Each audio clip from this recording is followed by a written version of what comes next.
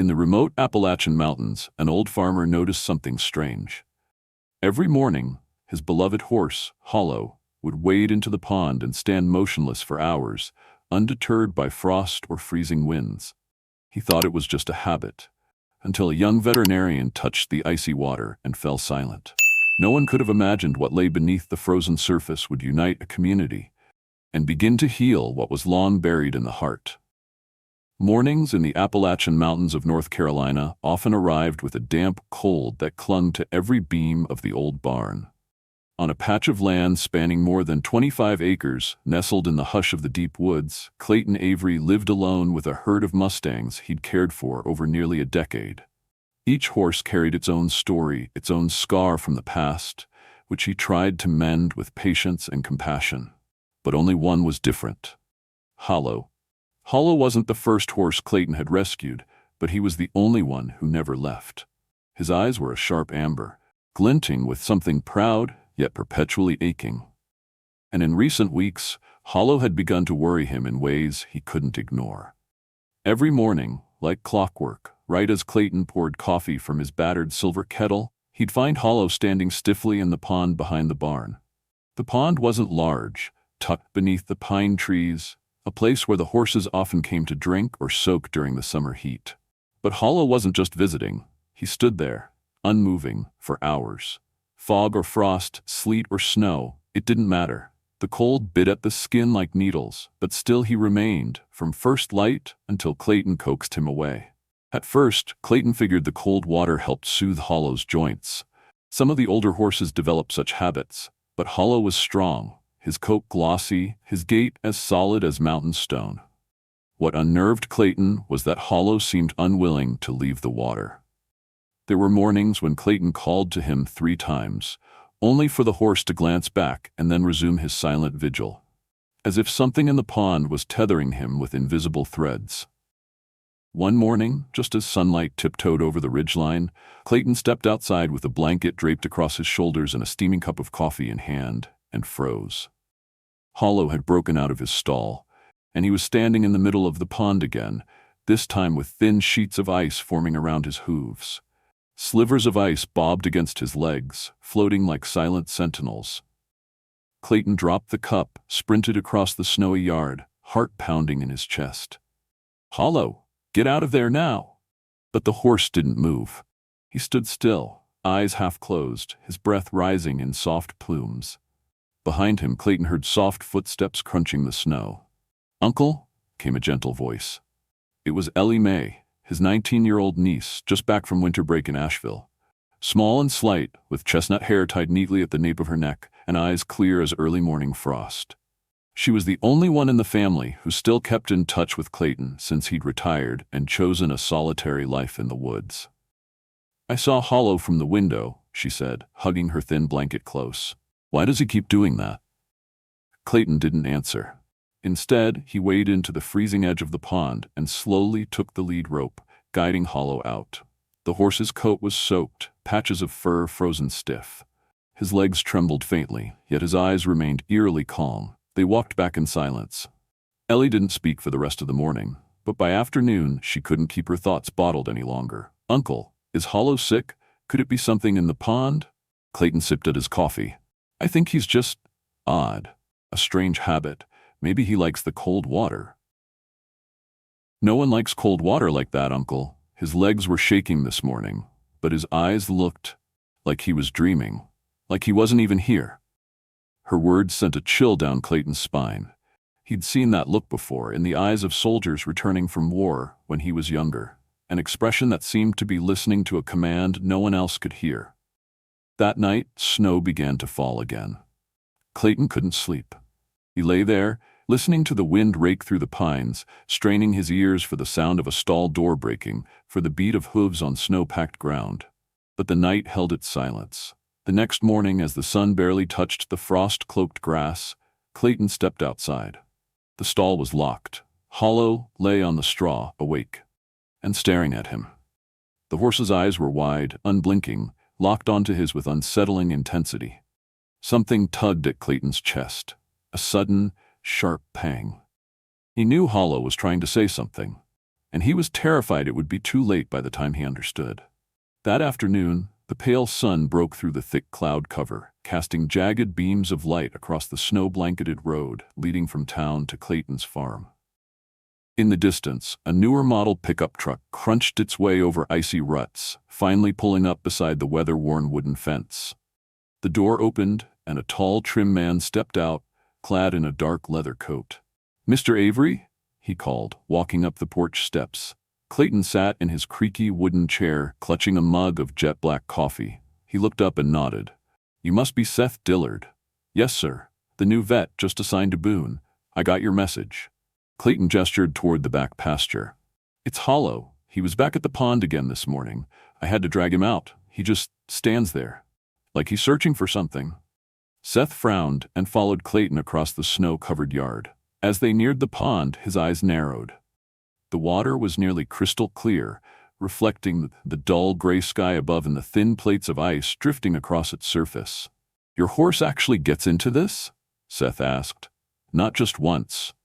They moved closer to the edge. Seth knelt, reached out and touched the water's surface. He pulled back immediately, his expression shifting. "Freezing cold," he muttered, rubbing his fingers. "But it feels strange." Clayton watched him carefully. "Are you sure this is the first time he's done this?" Seth asked, eyes still fixed on the water. Clayton replied slowly, "He's never gone in during a freeze. I know something's off." Seth didn't say anything. He stood, brushed the snow from his knees, and turned toward the barn. "Any other unusual signs? Eating, breathing, stool?" "No, all normal. But his eyes, they've changed, like he's not really here." Seth nodded. "Okay. I want to examine him directly." Back at the barn, Ellie was already there, gently brushing Hollow's mane with an old wooden comb. She looked up as they entered. "Ellie, this is Dr. Seth Dillard. He's here to check on Hollow." Ellie offered a small smile. He looked at the horse like he was reading its thoughts. Seth smiled faintly, but kept his focus on Hollow. He stepped forward, running his hand along the horse's spine, checking pulse, skin, and body temperature. "Pulse steady, no wounds. Coat sleek, breathing normal," Seth murmured. Then he paused and placed his hand on Hollow's chest. The horse flinched slightly, but didn't resist. "I can't find anything wrong," he said, turning to Clayton, "except that he's acting abnormal." Clayton crossed his arms. "So what's your theory?"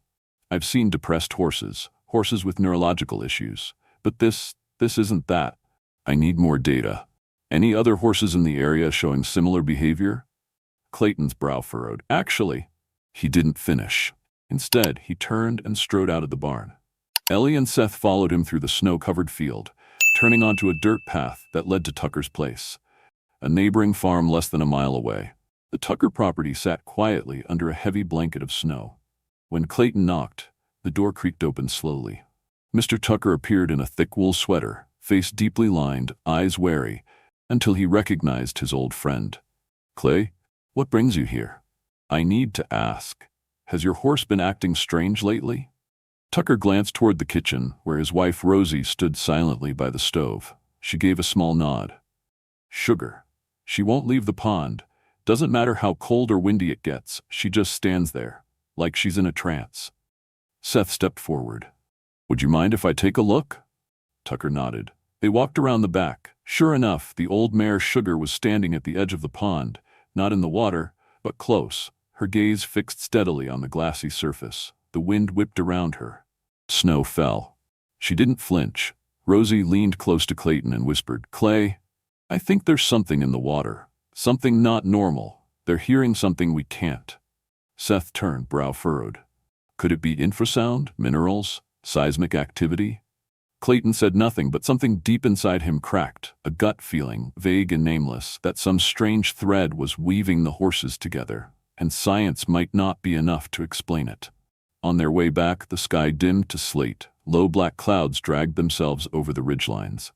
Seth slowed as they passed another nearby farm and suddenly slammed the brakes. A black horse stood in the middle of another pond. A woman rushed outside, calling to it, but the animal didn't turn. "That's 3 horses," Seth said, gripping the steering wheel. "It's not coincidence," Clayton replied quietly. "Something's happening." Seth nodded silently. Ellie watched the 2 men, then looked out toward the darkening horizon. Something in her gut told her This was only the beginning. That night's snowstorm stretched well into dawn, blanketing the woods behind Clayton's farm in a thick coat of white. The wind lashed against the wooden walls of the cabin, howling like a restless spirit lost among the Appalachian hills. Inside the dim kitchen, lit only by the soft flicker of a kerosene lamp, Ellie sat by the window, a mug of cold cocoa cradled in her hands, her eyes locked on Hollow's shadow shifting faintly in the dark barn beyond. Since Seth had left the day before, the air in the house had grown heavier, like the winter mist pressing down on everything. Clayton had barely spoken. He sat still by the fire, staring into the flames, as if trying to reach back to something half-remembered in the past.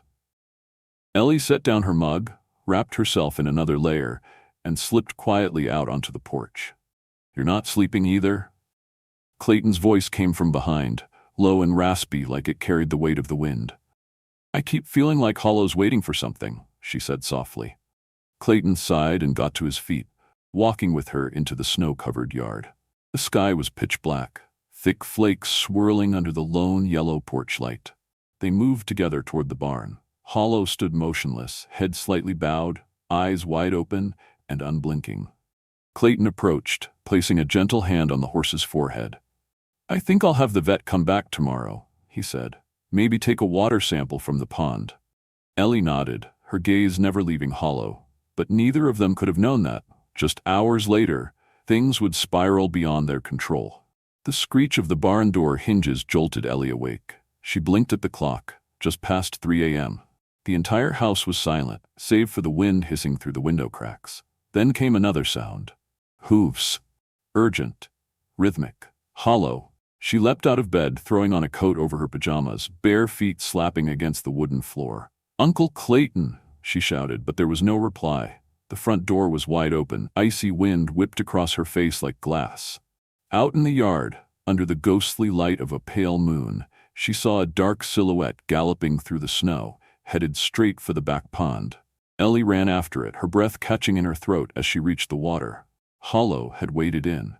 But not just to the edge like before. He was in the center now, where fresh ice had only recently begun to form. The sound of cracking filled the air, sharp and sickening. Hollow stood among a web of fractured ice, trembling violently, but not retreating.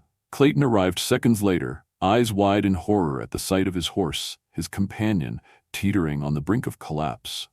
"Ellie, move," he shouted. "No. Don't go in, the ice won't hold," she cried, tears already streaming down her cheeks.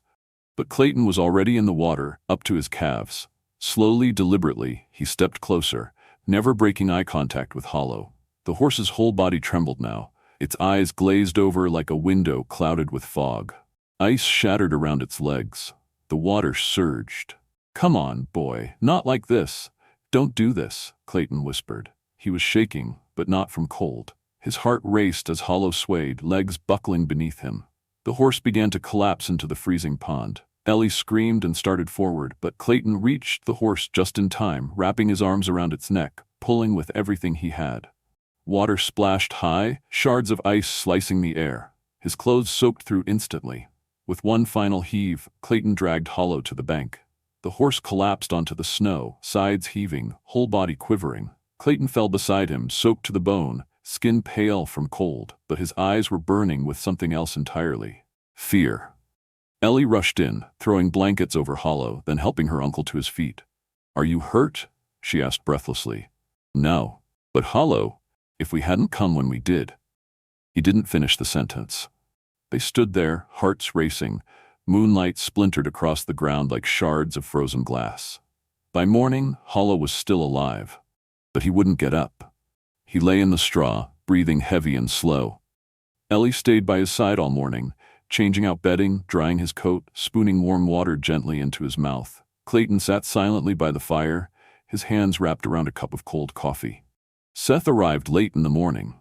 When Ellie finished recounting what happened, his face went pale. "This isn't an isolated incident anymore," he said. "I just heard from the Southern District. 3 other horses are doing the exact same thing." Clayton looked up. "Do you think something's in the water?" Seth hesitated, then answered, "I don't believe in superstitions, But I do know that when an animal behaves unnaturally and there's no medical explanation, it usually means the cause isn't in them. It's around them. Ellie spoke softly. I saw the water ripple last night. It wasn't hollow. The surface, it was moving upward. From below. The three of them looked at one another. For the first time, no one had the words. The truth hung in the air, but it had no name. Clayton stood and walked to the window, staring out at the snow-covered yard. The pond had frozen over again, perfectly still, as if nothing had happened.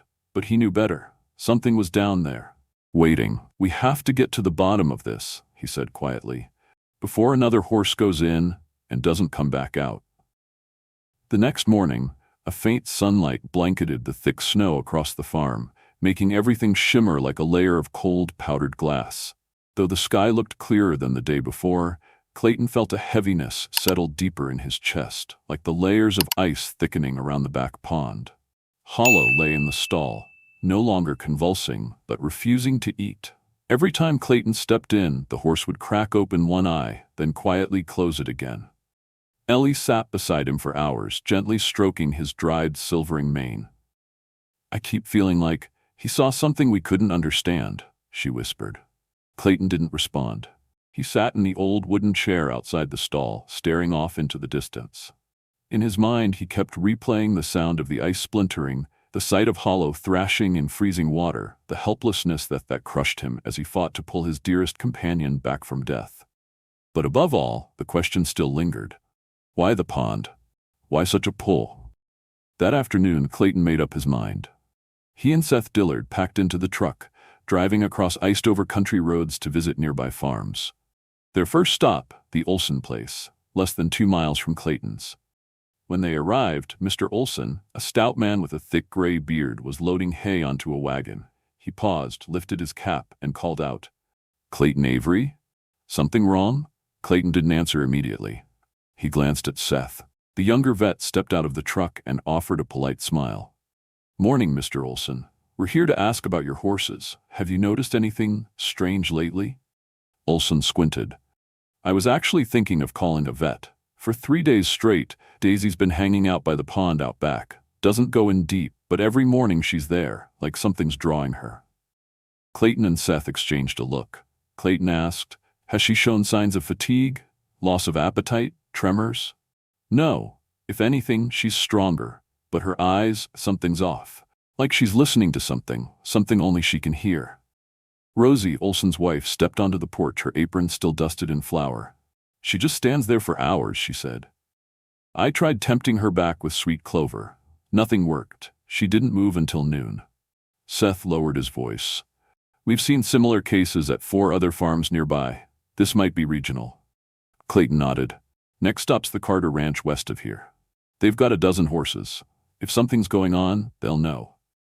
The truck wound through a small valley, past a frozen creek, and turned onto a dirt road leading to the Carter farm.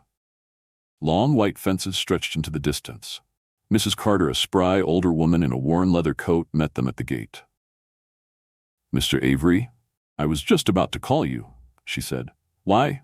My horses are acting strange, especially the Mustangs. They don't gallop anymore. Every morning they go straight to the south pond, stand there for nearly an hour." Seth asked, "Have you tested the water?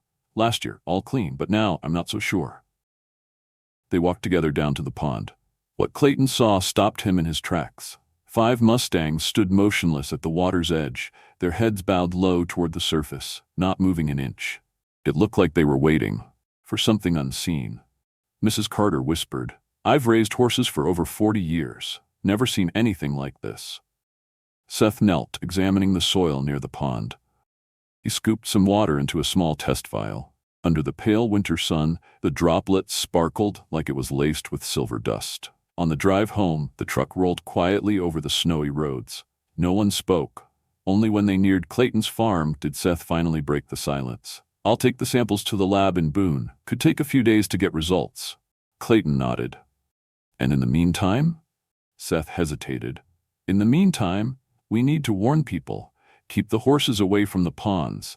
I know how this sounds, but this isn't just about you or Hollow anymore." Back home, Clayton gathered paper and a worn-out pen, then sat at the kitchen table. He began writing by hand. When he finished, he handed the page to Ellie. "Can you take this to the general store? Pin it to the community board." Ellie scanned the note. Community warning.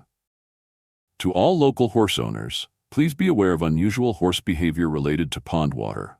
Multiple farms have reported similar incidents. We advise closely monitoring horses, especially at dawn, and preventing direct access to pond water during cold weather. Water and aquatic life currently under lab testing in Boone. Clayton Avery and Dr. Seth Dillard. 2 days later, the town of Boone was buzzing. At the blacksmith's, the bakery, the barber shop, everyone was whispering about the strange ponds. Some blamed minerals. Others swore it was spirits from old Cherokee lands. At Marvin's barbershop, the debate was loud. "I heard Kentucky had a similar case," one man said. "Turned out to be a magnetic anomaly underground." No, an elderly woman snapped. "This is sacred land. Cherokee used to worship near here. Maybe something woke up." Even Tucker, stopping by Clayton's the next day, had his own theory. "I knew a few vets coming back from Iraq. They used to sit by ponds all night, said the water helped them remember or forget." Clayton turned to him, eyes suddenly sharp. "You think the horses are remembering something too?" Tucker nodded. "Animals feel things we don't. They know before a storm hits. They sense when someone's dying. Maybe they're hearing something we're too blind to notice." Seth, upon hearing this later, didn't scoff. He didn't agree either.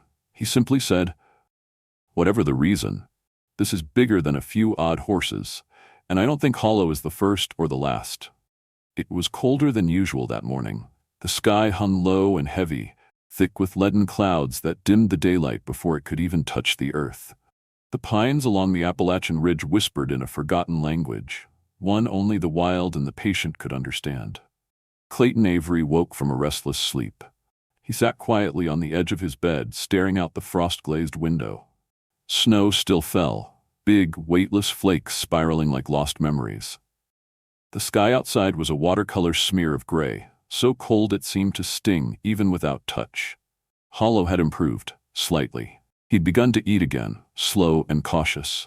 But what gnawed at Clayton wasn't the horse's appetite, it was the look in his eyes.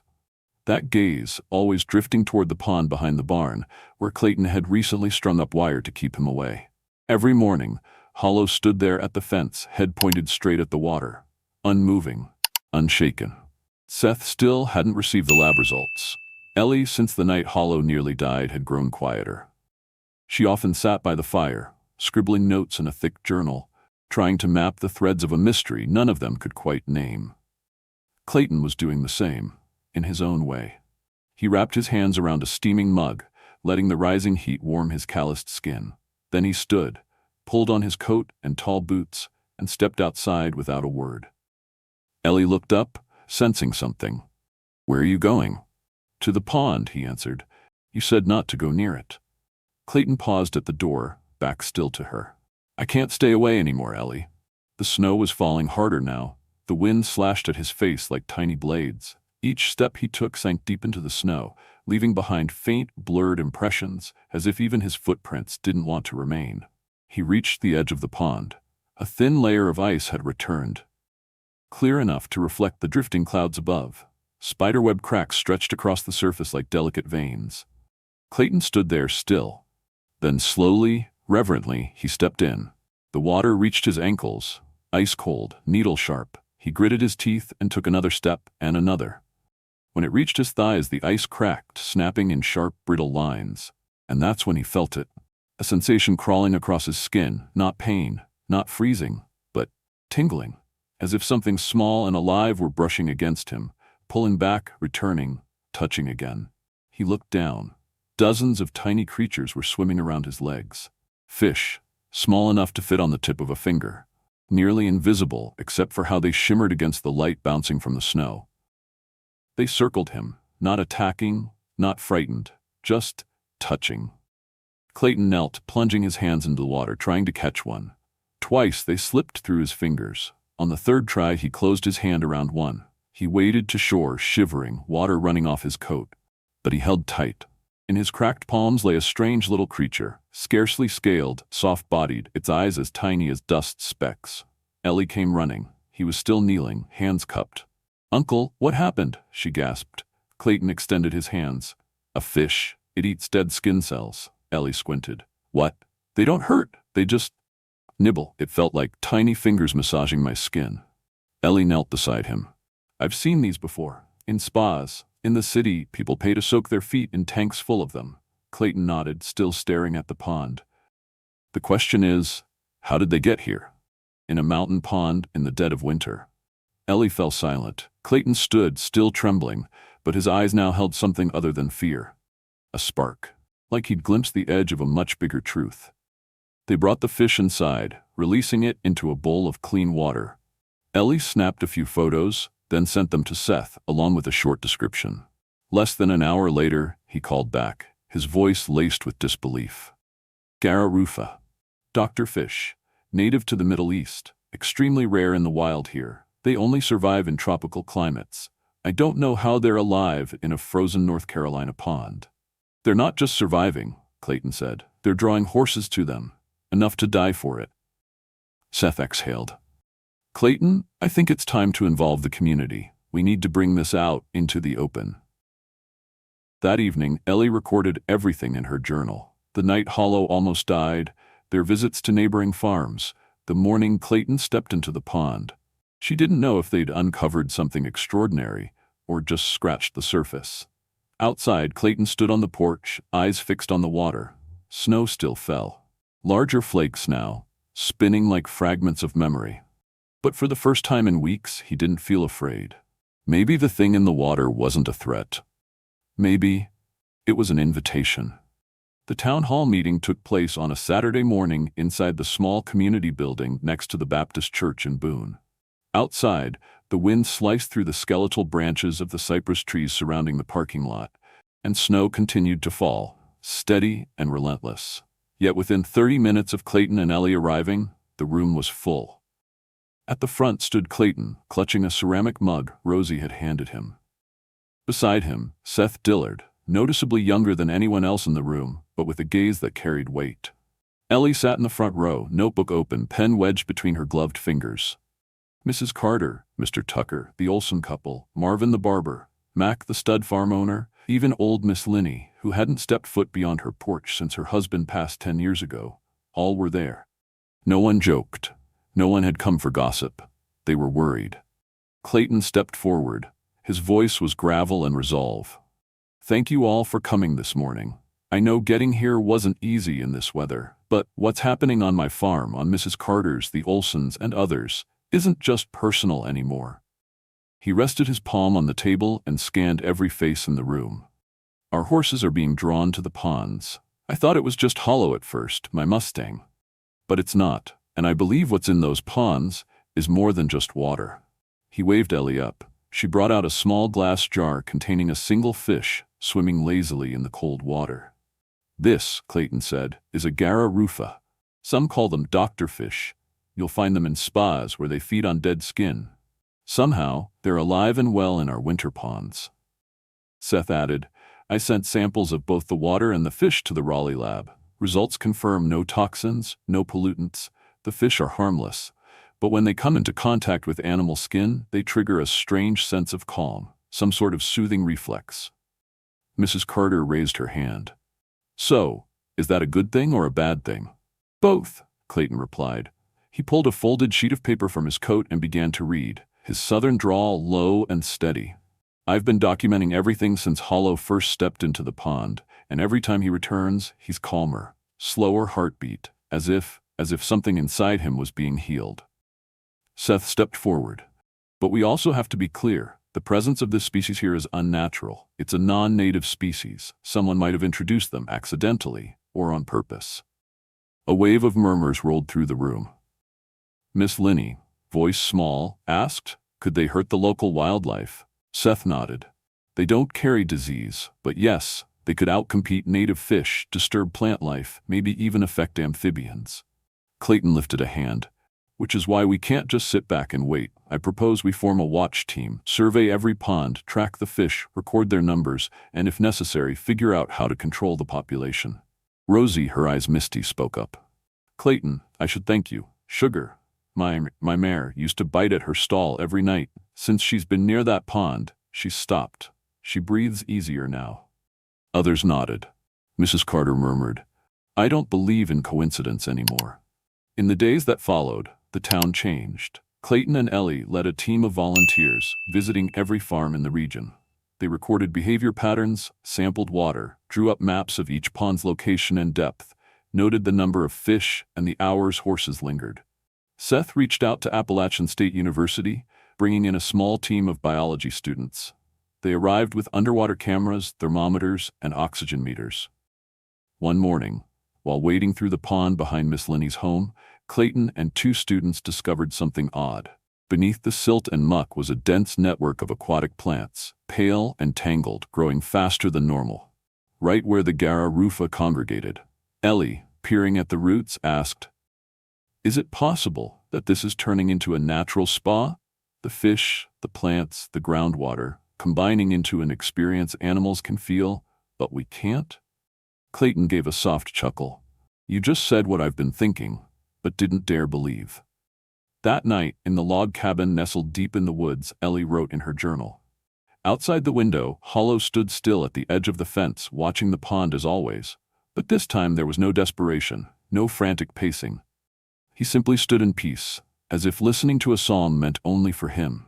Clayton came up behind her, resting a hand on her shoulder. "What are you writing?" "A journal. The first documented ecosystem therapy site in the Appalachians," Ellie grinned. "A mouthful, but necessary. We're living in something no one's written down yet." Clayton nodded. He poured himself a cup of tea and sank into the armchair by the fire, staring into the flames. "I think nature has ways of healing we've never dreamed of. And this time, Hollow led the way." Ellie smiled and closed her notebook. The truth about the fish had come to light. But what changed the people here wasn't the fish alone. It was the connection between man, animal, and place. An invisible thread that only those who slowed down and paid attention could ever truly feel. 1 week after the town hall meeting, Boone felt different. Not because the snow had let up, or because spring was any closer, but because the people themselves had softened. Men who used to speak only at the blacksmiths now gathered to discuss pond mapping and horse behavior. Farmers who had once kept to their own began working side by side, reinforcing fences around their ponds. At Clayton's farm, winter was as harsh as ever, but something had thawed, not the snow, but the doubt in his heart. Each morning, he still rose early, poured black coffee into his old ceramic mug. But now, when he saw Hollow standing quietly by the fence, gazing toward the pond, he no longer feared it. The Mustang wasn't panicked. He wasn't breaking out. He was watching, like someone who finally understood a truth too big for words. Seth Dillard still visited every weekend, bringing lab printouts, charts, and new findings from the water samples. He often found Ellie scribbling away in her notebook, her knit cap tilted sideways, boots caked in mud from a morning of testing. "You sure you're studying agricultural economics?" Seth teased. Ellie smirked. "I've been thinking seriously about switching to environmental biology." "Really?" She nodded, then glanced toward Hollow, who stood calmly in the afternoon sun, munching hay without a care in the world. "After everything we've seen, I can't go back to the city pretending none of this happened." Clayton received a letter from Eastern Homestead Journal, a regional publication he'd once sent a short essay to. They had decided to print his piece and asked him to write a full-length feature about what was unfolding in Boone. He sat at the same kitchen table, pen in hand, writing slowly, deliberately. "I used to believe I'd lived long enough to understand the workings of land and weather. But then a horse led me into a pond, and I realized that some truths only surface when you're willing to wade in cold, shivering, and blind, and let nature whisper in its own language." Once the story ran, letters began arriving, from ranchers in Tennessee, biology students in Vermont, a retired vet in Arizona. Some asked about Gara rufa. Others wanted data on the horses. But many said only this: "Thank you for reminding me why I fell in love with animals in the first place." Ellie was invited to speak at a regional ecology summit in the Appalachian foothills. She stood before a packed room of students, researchers, and farmers. She told them about Hollow, about the night the ice cracked, about the way her uncle had held that trembling horse like a brother. But it was her closing words that silenced the room. Humans are not the center of the ecosystem. We're just one link in the chain. And if we listen closely enough, sometimes it's the animals who teach us how to heal. The clip was shared across regional agri-ecology forums, picked up by a local public radio podcast, and added to a playlist titled Sustainable Appalachia. The girl who came home for a few weeks of winter break had officially filed for a change of major. One early spring morning, the last of the pond's ice melted. Wind carried the scent of wet soil, musty, rich, alive. Clayton threw on a light coat and stepped outside. He stood for a moment, watching Hollow, now fully recovered, meandering toward the pond's edge. No halter, no lead rope, just instinct. Hollow reached the fence, paused, and lowered his head in a slow, thoughtful bow. Clayton took off his boots, rolled up his pants, and followed. His feet sank into the soft mud. The water licked at his calves, cold but no longer biting. It felt like being welcomed. The surface reflected him and Hollow side by side, woven together like shared breath. The tiny fish darted around them, brushing his skin as if in greeting. "I understand now," he whispered. From the porch, Ellie watched. She didn't call out, didn't interrupt. She only stood there, hands shielding her eyes from the morning sun, watching the man she once thought closed off to the world, finally open to it again. By late spring, the monitoring group had grown. Clayton's farm became the regular meeting place. Under a new pinewood shelter, they held sessions around a long table, tacking up maps, logging fish counts, horse activity, and newly observed aquatic plant life. But one rule remained unanimous. No one moved the fish. "We don't mess with what nature hasn't given us permission to touch," Seth said one evening. "They're here for a reason. Unless we see real harm, we leave them be." Everyone nodded. Even Tucker, the town's former skeptic, clapped Clayton on the back. "You know," he said, "my grandkids now visit the pond more than their phones. Maybe we've been living inside a miracle and didn't know it." Clayton smiled and took a slow sip of coffee. His gaze wandered toward the pond, where Hollow stood bathed in morning light, his body glistening with dew, his presence still and solid as stone. In her final seasonal journal entry, Ellie wrote, "From one quiet pond, we discovered life, connection, and healing." Hollow was never strange. He simply sensed what we had stopped noticing, that even the smallest creatures can quiet restless souls. And nature is always speaking, if only we're humble enough to step in and listen. That afternoon, Clayton walked into the pond one more time. No boots, no planning. Just a man moving through a place that felt more like home than the cabin ever had. The fish swam to meet him. The wind whispered through the pines. Above him, a flock of birds cut through the sky like a line drawn between what once was and what had begun. And he stood there, between water and land, beneath sky, beside the horse that had awakened him, and the tiny creatures that had taught him, once again, to believe in quiet miracles.